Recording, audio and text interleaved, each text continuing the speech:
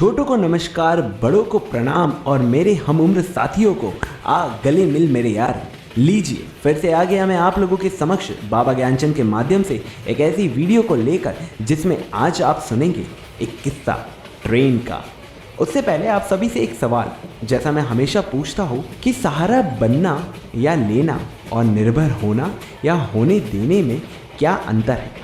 जवाब ज़रूर दीजिएगा। अगली वीडियो का शीर्षक यही है। अब आते हैं आज की वीडियो पर। ये वीडियो जो है ये एक सफ़र के ऊपर है जिसे मैंने तय किया था आज से कुछ वर्षों पहले, और ये जो किस्सा है यह मेरी बहुत वर्षों पुरानी कृति है जिसे आप लोगों ने पहले भी सराहा था। तो सोचा क्यों ना इसे आज एक मौखिक प्रारूप दिया जाए। तो चलिए सुनते हैं कि क्या था वो किस्सा और कैसा था वो सफ़र जिसे शुरू करने से और मेरे इस सफ़र में खोने से पहले आशा करता हूँ कि आप चैनल को सब्सक्राइब तो कर ही दिए हो गए और वीडियो को लाइक भी कर ही देंगे। अब बिना विलंब करे चढ़ते हैं हमारे ट्रेन में जिसका नाम है मालवा सुपरफास्ट 12920, जो शुरू होती है सरसों के खेत और गोल्डन टेम्पर की नगरी अमृतसर से मालवा की शान और मिनी मुंबई इंदौर की तरफ। सभी श्रोताओं से दरख्वास्त है कि कुर्सी की पेटी बांध लीजिए क्योंकि अब शुरू होने वाला है किस्सा ट्रेन का। शुरुआत में एक चेतावनी देना चाहूँगा कि वैसे तो इस रास्ते को तय करने में 24 घंटे का समय लगता है, पर जब आप पर इंडियन रेलवे की मेहरबानी हो तो ये सफ़र 30 घंटों में भी पूरा होता है। प्रार्थना करूँगा कि आप पे ये मेहरबानी ना हो तो ही अच्छा है। अब खूब कर ली इधर उधर की बात, आते हैं सीधे मुद्दे पर बिना किए रात। तो भैया हम चले हैं ट्रेन में ये उम्मीद के साथ कि आज हमेशा जो हमारी सीट के पास बंजर ज़मीन रहती है वो हरी हो जाए और कोई सुंदर कन्या हमारे आसपास बैठ जाए। अब आप सोच रहे होंगे कि जनाब तो बड़े ही रंगीले किस्म के इंसान हैं भाई। तो मैं यह कहता हूँ कि मोदी जी ही तो कहते हैं ग्रीन इंडिया ग्रीन इंडिया। अब उसमें से थोड़ी सी हरियाली हमने क्या मांग ली, आफत ही आ गई। चलो छोड़ो इन बातों को। इसी उम्मीद के साथ मैं मन में विश्वास लिए अपनी बोगी में घुसता हूँ और बिना देरी किए अपने लकी नंबर के अनुरूप की गई सीट नंबर 5 के पास पहुँच जाता हूँ।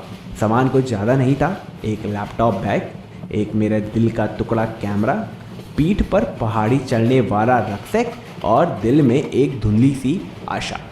सामान एडजस्ट किया और हम तो चिपक गए खिड़की वाली साइड से। अब अंदर का व्यू ना दिखे तो कम से कम बाहर का तो देख ही सकते हैं। कुछ ही समय में हमारी ट्रेन ने अपने मधुर स्वर में चलने का संकेत दिया। ऐसा लगा मानो हमसे कह रही है, जनाब उम्मीदों को बांधे रखिएगा, आज मौसम बहुत सुहाना है। और इसी के साथ हमारा भी काम शुरू होता है। अब काम क्या?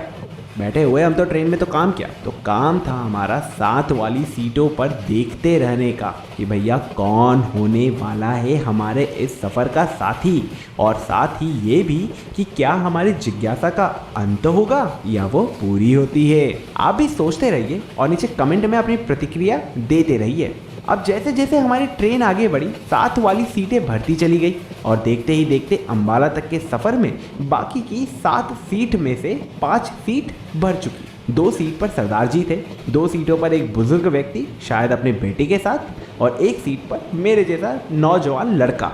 उसकी भी उम्र जो होगी वो कुछ 22-23 वर्ष के लगभग होगी, और ऐसा लग रहा था कि वो भी इसी आशा से आया है जिस आशा से मैं। अब हाँ तो 8 में से 6 सीट भर चुकी और अब हमारी उम्मीदें उन बाकी बची 2 सीट पर थी। मन को अजीब अजीब से सवालों ने घेर रखा था, जैसे क्या यह सफ़र भी दाढ़ी मूंछों को देखकर ही कटेगा? अब क्या होगा? सिर्फ 2 सीट ही बची है, क्या आज भी कोई सॉफ्ट सी प्यारी सी आवाज़ सुनने को नहीं मिलेगी? क्या आज भी कानों में मधुर संगीत सुनते हुए सर को खिड़की में लगी हुई लोहे की सलाखों में घुसा कर ही रखना पड़ेगा? याद है आप लोगों को, आप लोग जब अकेले सफ़र करते होगे, ज़्यादातर जब आप ट्रेन में रहते होगे तो खिड़की वाली सीट पर जब आप बैठते होगे तो कानों में ईयरफोन लगाकर सलाखों में, मतलब जो वो खिड़की लोहे की जालियाँ बनी होती है उसके ऊपर अपने सर को टेक कर बस वो गानों को सुनते और सोचते कि ये होगा वो होगा, फ्यूचर में हम ऐसा करेंगे वैसा करेंगे, इस पैसे का इस्तेमाल वैसा करेंगे। तो आज आपका अनुभव आपको तरोताज़ा हो गए होंगे मेरे हिसाब से। तो इसी अजीब सी उधेड़-बुन दिल में चल रही थी, परंतु इन सब अजीब सवालों के घेराव के बावजूद भी दिल वो 2 सीटों में अटका हुआ था।